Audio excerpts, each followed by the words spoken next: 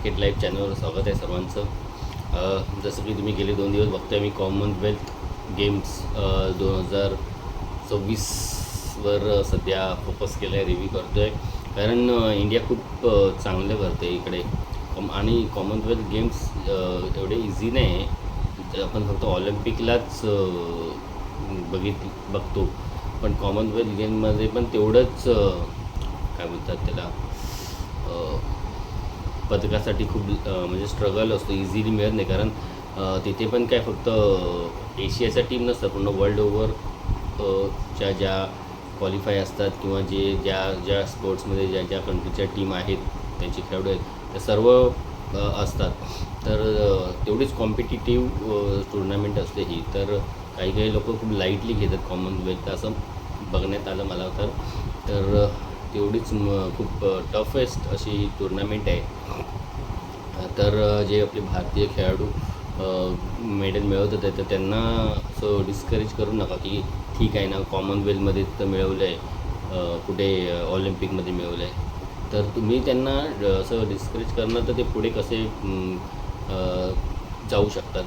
कधी पण कोणत्याही खेळाडूला किंवा आपण आपल्या मुलांनासुद्धा अभ्यासामध्ये एनकरेज नाही केलं, त्याला बोलू काय आहे तू दरवेळेला फेल होतो, पण त्याला फेल झाल्यावर त्याला मोटिवेट केलं पाहिजे. तू नीट अभ्यास कर, अशा प्रकारे अभ्यास कर, तसं कर, तू करशील, तुझ्यात पोटेन्शियल आहे. असं केलं तर तो पुढे मुलाचा कॉन्फिडन्स वाढेल आणि तो काहीतरी करेल ना.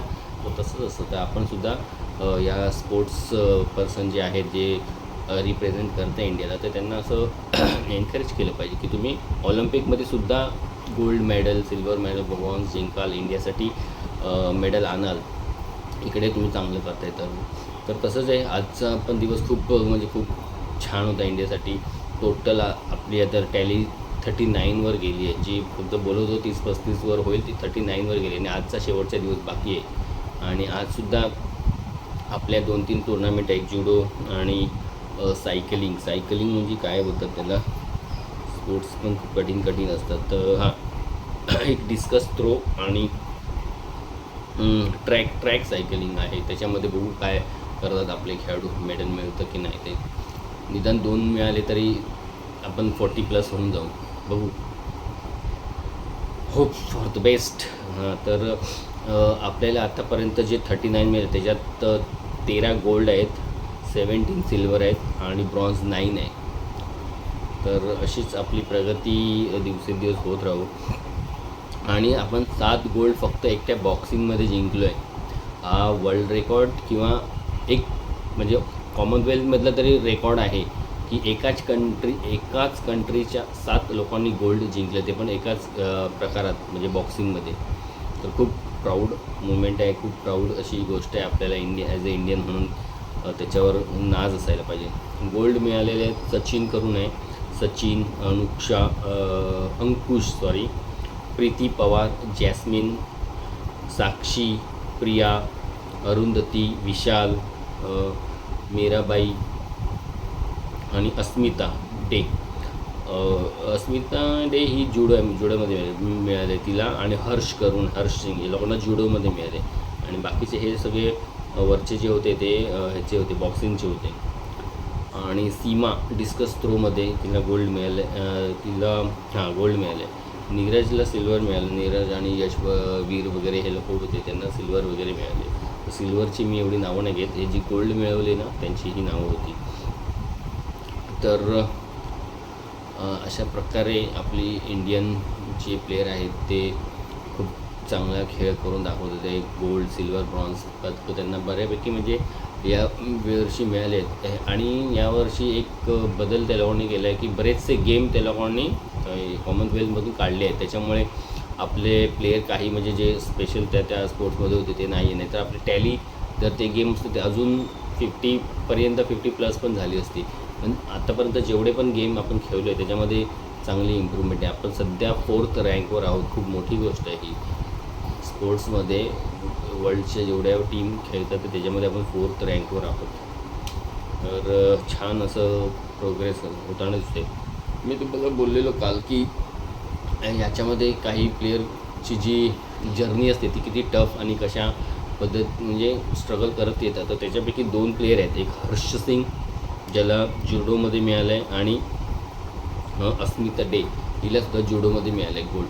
तर जो हर्ष सिंग जो आहे त्यांची परिस्थिती खूप म्हणजे अशी बोलता मिडल क्लास पण नव्हती खूप, त्याच्यापेक्षा पण त्याचे वडील एक मजदूर होते, म्हणजे दिवसाची दिहाडी म्हणतात ना, तसं काम करायचे. आई हाऊसवाईफ.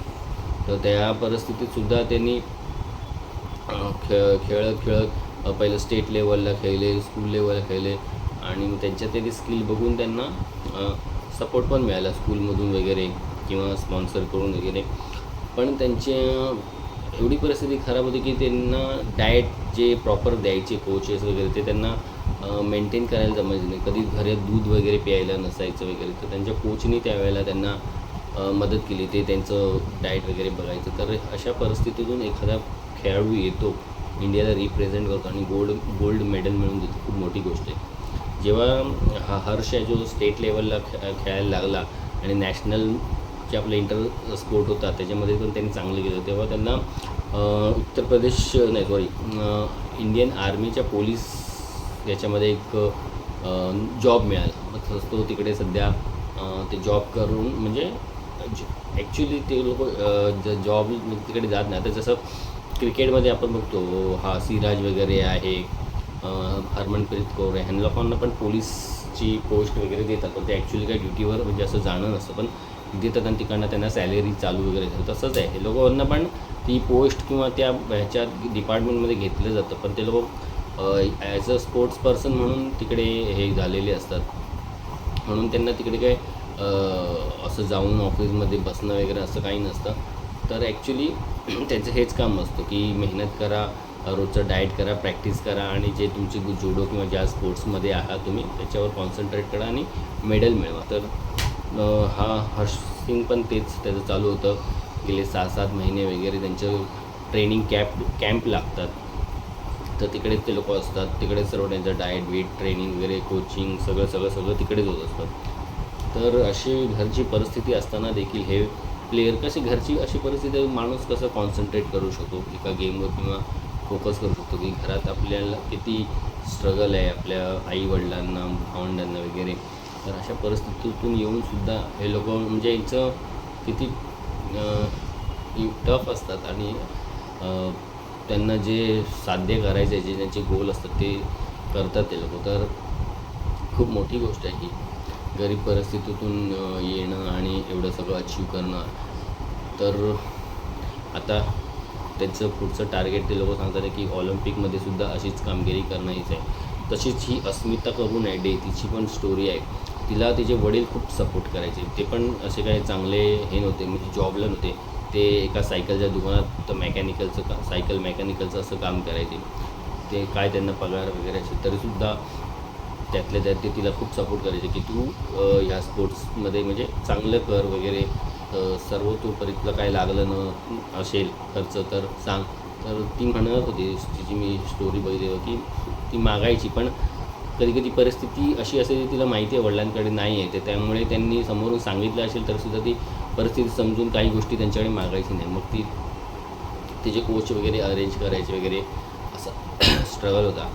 आणि अशी तिची हे चालूच असताना प्रॅक्टिस वगैरे गेल्या 6 महिन्याआधीच तिच्या वडिलांना ब्रेन स्ट्रोक आला आणि त्याच्यात ते निधन झाले. मग अशा परिस्थितीतून निघून म्हणजे वडिलांबरोबर किती अटॅचमेंट असतं मुलींचं, आणि त्यातल्या त्यात असे वडील जे आपल्याला स्पोर्ट्समध्ये सुद्धा सपोर्ट करतात आहे, एनकरेज करतात आहे की तू चांगलं असेल, आणि ते 6 महिन्यापूर्वी गेलेले असताना ती त्या एवढ्या प्रसंगामधून बाहेर पडून तिची जी काही रुटीन प्रॅक्टिस किंवा जे काय या खेळामध्ये लागणारं स्किल किंवा मेंटली किती टफ असावं लागतं, तर तिने दाखवून दिले की 6 महिन्यापूर्वी वडील निधन झाले तरीसुद्धा त्यांनी त्या गोष्टीतून बाहेर पडून देशासाठी पदक जिंकलं आहे. आणि हे काय एक मॅच जिंकलं आणि पदक मिळालं नाही, यांचे राऊंड असतात, एक first round, second round, third round. तर असं म्हणजे एक कंट्रीच्या प्लेयरला हरवत हे लोक आलेले असतात. तर खूप मोठी गोष्ट आहे यार की, आणि असे खेळ नाही की हे आपण आधीपासून खूप वर्षानुवर्ष खेळतो आहे. आत्ता हल्ली हे जुडो वगैरे आपण खेळायला लागलो आहे, बॉक्सिंग म्हणा किंवा हे भालाफेक, आणखीन हे डिस्क थ्रो वगैरे ज्याच्यामध्ये पदकं मिळाले आहेत. रनिंग वगैरे, ते रनिंगमध्ये पण खूप प्रकार असतात. ती रॅलीवाली रनिंग, 1000 मीटरवाली रनिंग, 10,000 मीटरवाली रनिंग, पुन्हा ते जंप करून जातात, ते लाँग जंप वगैरे. तर कारण आपल्याकडे आता ते खेळाडूंना थोडा स्कोप मिळतो आहे, त्यांना त्या फॅसिलिटी दिल्या जातात आहे, म्हणून ते प्लेयर पुढे येतात आणि चांगलं करतात आहे. तर हे असंच सपोर्ट पुढे पण सगळ्यांना मिळायला पाहिजे, ॲज गव्हर्मेंटकडून सुद्धा आणि ॲज आपण इंडिव्हिज्युअल. जर तुमच्या आजूबाजूला आपल्या कोण असेल असा एखादा खेळाडू आणि ज्याला फायनान्शियली काय असतील इश्यू, तर ते आपण म्हणजे जेवढे शक्य होतील तेवढे त्याला मदत करायला पाहिजे, जेणेकरून तो पुढे जाऊन चांगला एक खेळाडू बनून देशासाठी काहीतरी करेल. मग त्याच्यामध्ये आपला पण कुठेतरी एक छोटासा खारीचा वाटा म्हणतात तो असू शकतो. तर ही सध्याची प्लस ही जी आता त्या अस्मिता डेचं सांगत होतो, तिच्या फॅमिलीवर 5 लाखाचं लोन देखील होतं. तिलासुद्धा उत्तर प्रदेश पोलीसमध्ये ॲज अ कॉन्स्टेबलचा जॉब सध्या दिलेला आहे आणि त्याच्यातूनच ती आपलं ते लोन वगैरे जे आहे ते पे करते. आणि आता नक्कीच त्यांना अजून चांगले अपॉर्च्युनिटी, अजून चांगले पैसे मिळतील, जे त्यांनी आता एवढं गोल्ड जिंकलं आहे इंडियासाठी, जेणेकरून त्यांची फॅमिली फायनान्शियली थोडी स्ट्रॉंग होतील आणि ते लोक पण एवढे जे कष्ट करतात वगैरे त्याचं त्यांना पण तर काहीतरी बेनिफिट मिळायला पाहिजे. कारण फॅमिलीचा पण खूप मोठा वाटा असतो या प्लेयर लोकांच्या मागे. तर खूप आता आपणच विचार करा, आता आपल्याच फॅमिलीमधला एखादा आपला मुलगा म्हणा किंवा रिलेटिव्ह म्हणा कोण गेलं पुढे एवढ्या लेवलला, इंडियामध्ये नाव होतं, तर आपल्याला किती प्राऊड फील होईल. आपणसुद्धा काहीतरी त्याच्यासाठी करण्याची इच्छा होईल. तर असंच आहे हे. आणि स्पोर्ट्समध्ये खूप आपण एकमेकांशी कनेक्ट होतो. मग त्याच्यामध्ये आपण जात पात हे सगळं बघत नाही, कुठल्या पण जातीचा असू दे, पण तो इंडियाला रिप्रेझेंट करतो, तर आपण कसं एकदम अजून त्याला खूप सपोर्ट करतो. तसं याकूब करून कोणतरी एक आहे, त्याला पण गोल्ड मिळालं आहे आणि ती काहीतरी बॉक्सिंगमध्ये, पण ती वेगळ्या टाईपची बॉक्सिंग असतं. तो वाटतं बहुतेक काश्मीरचा आहे तो. तर त्याची मी एक मॅच पण बघितली दुपारी, तर फायनल. तर जबरदस्त प्लेयर आहे तो पण. तर आणि स्पोर्ट्समध्ये कसं एक त्यांना आपल्यामध्ये पण एक एनर्जी येते जेव्हा इंडियाचा कोण प्लेयर असतो, आपल्या कंट्रीला रिप्रेझेंट करत असतो आणि दुसऱ्या कंट्रीवर खेळताना जेव्हा हरवतो, त्याचे जे डावपेच किंवा जे स्किल असते ते बघताना आपल्याला त्या खेळातलं काय समजत असो किंवा नसो, पण माहिती की आपल्या इंडियाकडून खेळतो आहे, तर आपण पण त्याला ऑटोमॅटिक प्रोत्साहन देतो किंवा इंटरेस्टिंगली बघत बसतो आपण ते. तर मजा आहे स्पोर्ट्समध्ये. म्हणजे मला तर खूप बरं वाटतं, कुठला पण स्पोर्ट्स असू दे, ज्याच्यात इंडिया खूप चांगलं करत असेल ना, टॉपला असतील, तर मजा येते बघायला, खूप प्राऊड वाटतं. तर अजून अपेक्षा करूया अजून 1-2 मेडल आज मिळतील आणि आजचा शेवटचा दिवस आहे. तर उद्या आपण अजून एक फायनल व्हिडिओ करूया कॉमनवेल्थ गेमवर इंडियाचा जो काही प्रोग्रेस झाला आहे त्याच्याबद्दल. आणि आतापर्यंत जे पण प्लेयर लोकांनी मेडल जिंकले त्या सगळ्यांचं अभिनंदन करूया.